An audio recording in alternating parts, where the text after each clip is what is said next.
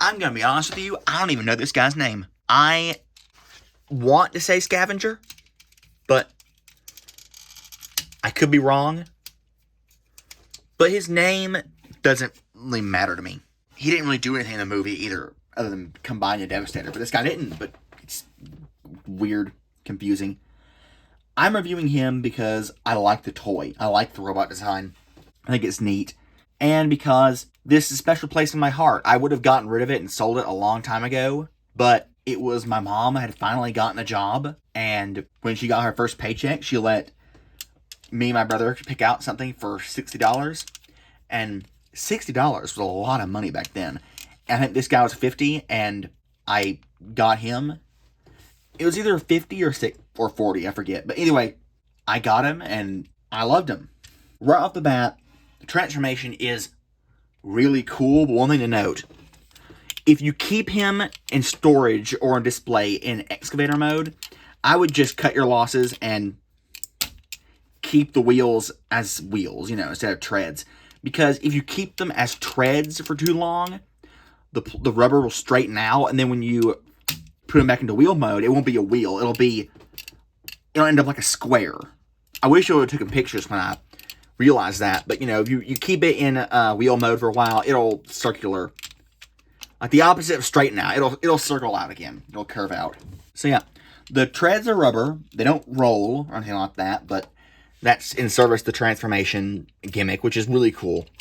I always loved, out of all the Mecha Live gimmicks, I've loved this guy's Mecha Live because it's just those big gears turning whenever you turn the bucket.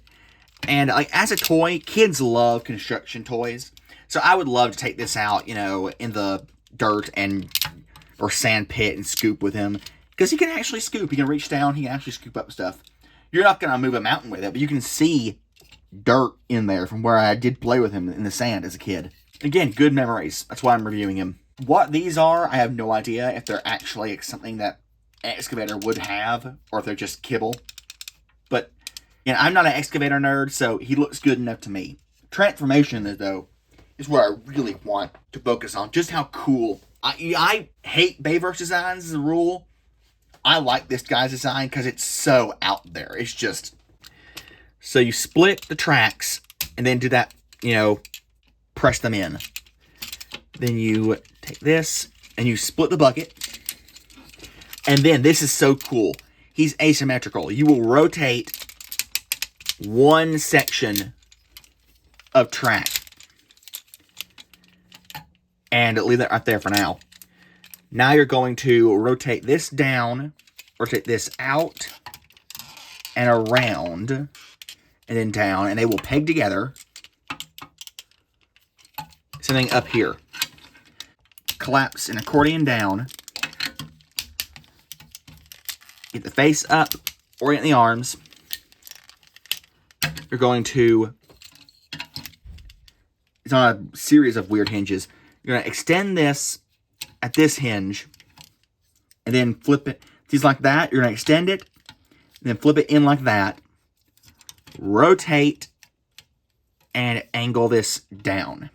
He looks just... That's bonkers. I think you're actually supposed to angle this back a bit, angle this forward a bit to make him perfectly symmetrical. Yeah, something like that. There we go. He looks bonkers. Who decided to take an excavator, a tracked vehicle, and make his primary signature silhouette 2 giant wheels? What madman had the idea? And who pulled it off so well? My favorite, I have vivid memories of watching Optimus Prime, this tiny little truck. And I know Optimus Prime, that truck's giant, which just shows how big this excavator really is.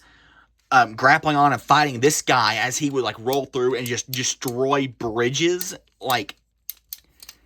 The guy is a monster, and he's such a cool design. Yeah, he doesn't have any... His articulation is pretty much what it was in a vehicle mode. He can't, he can move his arms forward to kind of grab, but he never did that sort of articulation in the film. He died pretty quickly. But just as a display model and as a toy for a kid, to just, again, the sort of just, bash your toy around and, pretend it's fighting. Maybe build a little wall or something out of wooden blocks and just burst him through.